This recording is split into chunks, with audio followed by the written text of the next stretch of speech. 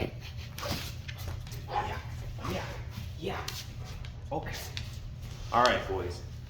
We're here for the power rankings on location. We got Archie with us. Yeah, Daddy's gonna see this video and see that I let you out while he wasn't home. Yeah. All right. Okay, stay. All right, let's get through this, boys. This might be a little messed up, and it might be a quick one. It might be a long one. I don't know how this is gonna go at all. So starting off with number 12. I feel like everybody saw this one coming. It's 1 and 2. Garrett falling finally down to the last spot. Took another tough week. 11th in scoring this week, which means he's still the lowest scoring team for the season. It's just his wide receivers and his running backs have had absolutely no consistency, and I think that's the biggest concern with this team. It just looks so bad right now. Moving on to number 11. You get Jay, who has fallen down to 0-3 at this point now. Really rough. Okay, bud. Really rough week for his whole team. Even his perfect lineup this week would have resulted in him losing to Lark. 0-3 is, it's not impossible, but I have a hard time seeing this team turning it around this season. Moving on to 10, another guy falling. Pat is now down 3. No couch. No, you get me in trouble. Daddy's gonna see this. Pat is at 10, so 1 and 2, falling 3 spots, and I think it's finally time for me to admit that I was wrong about this team. It's the 3rd lowest scoring team in the league overall. The only good news is that his division is still pretty wide open, I think. I think he could still end up sneaking into that 3rd seed and make the playoffs. It's just, the team looks really rough, and I had really high hopes for it, so it hurts to have him down here at 10. Coming in at 9, falling 6 spots is Kurt. Kurt's sitting at 1 and 2, and I don't think I've ever had to raise and drop someone so dramatically week to week before. I mean, Kurt's team is just so weird to me. I mean, Nick Chubb, Jeff Wilson, Joshua Palmer, and Derek Foster. And that's an entire list of Kurt's starters this week who met their projections. He went over 200 the first 2 weeks, but after week 1, I was a little concerned about him. Week 2, he came out and looked great, and then this week he came out and it looked like he had a bunch of guys that had never played football on his roster. So for now, Kurt fell 6 spots all the way down to 9, and we'll see if that keeps up the rest of the season or if he can spring back. Coming in at number 8, we got Mitch. He's jumping up 4 spots. He's got his 2nd win in a row. He's up to 2-1 now. Look, I have a hard time imagining that Mitchell's going to hold this playoff spot, as much cool as it would be to see. You know, he basically gave up at the beginning of the season and is now sitting in the playoff spot, but he's 8th in scoring, and he's going to get his toughest matchup of the season since week 1 this week. For now, though, I feel like he definitely earned jumping over these 4 guys that are below him, so that's why he's sitting at 8 right now. Coming in at 7, jumping up a spot as well. You have Steve. Steve's also sitting at 2-1, and Steve's another guy that it's hard for me to imagine is going to keep this. Again, they didn't look great, around 180 points, 2nd week in a row that I wasn't impressed with this team, but he got a win. Whereas Steve's 11th in points scored in the season, but he's also had the easiest schedule. He's had the fewest points scored against him. So I feel like these last 2 wins have been kind of lucky. Steve is yet to even hit the 200-point mark all 3 weeks this season. If his team can figure out how to do that, he could maybe hold on to the spot. But right now, I'm definitely not sold on Steve's team. So moving on to number 6.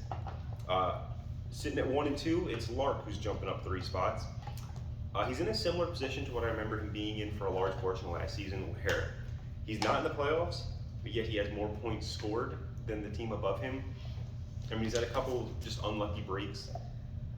I think long term, Lark has a really good path to take the 3 seed in his division. I mean, having Austin and Rich above him right now, they both have looked really solid, and they might be really tough to catch, but I think that 3 seed's wide open and very attainable for Lark. Currently being held by Mitch, and I think Lark's the guy that really has an eye on that last spot. Coming in at number 5, 1 and 2, John. He's staying at 5 for now.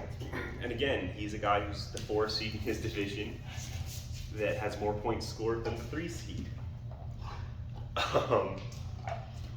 You know, he took a heartbreaking loss to Austin this week. Austin had a huge comeback on Monday Night Football. I mean, just insane. So I think John's better than a 1-2 record.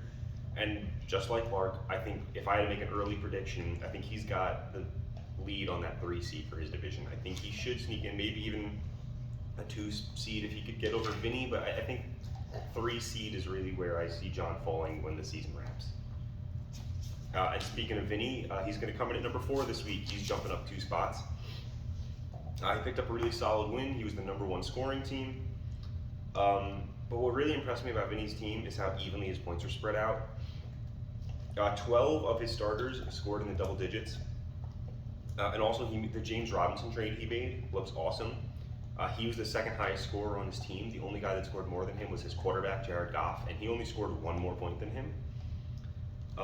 So that James Robinson trade looks awesome. He again looked like he's the guy over ETN this week. I think James Robinson's going to be an awesome addition to Vinny's squad.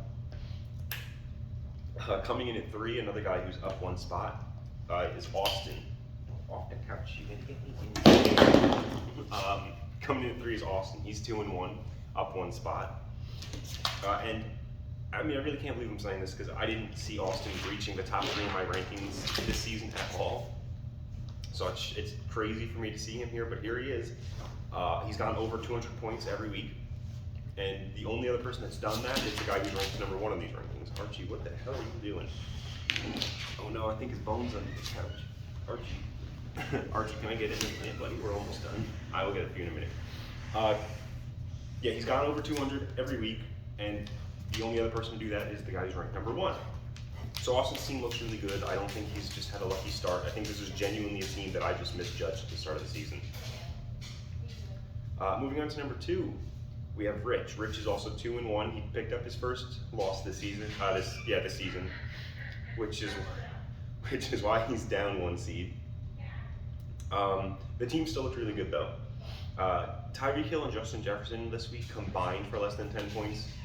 If you're playing Rich, don't count on that. It's ridiculous. They're going to do more than that. So Rich's team is definitely still really scary, and you definitely have to watch out for them.